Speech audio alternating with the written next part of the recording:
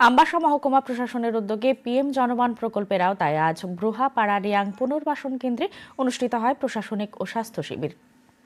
শিবিরে Aadhaar card, ST certificate, PRTC, ration card সংশোধনী সহ যাবতীয় কাগজপত্রের সংশোধন করা হয়। সেই সঙ্গে নতুন নথিও তৈরি করা হয়। স্বাস্থ্য শিবিরে প্রয়োজনীয় চিকিৎসা পরিষেবার পাশাপাশি বিনামূল্যে ওষুধও প্রদান করা হয়। সাক্ষাৎকারে মহকুমা শাসক রিঙ্কু রিয়াং জানান, ব্রুহাপাড়ার বিষয়টি সরকার গুরুত্ব সহকারে দেখছেন।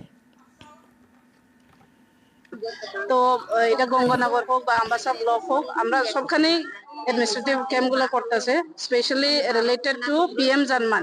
পিএম জানমান মানে যারা রিয়াং পপুলেশন, ওইখানে আমরা ম্যাক্সিমাম কভার করছে এবং করব।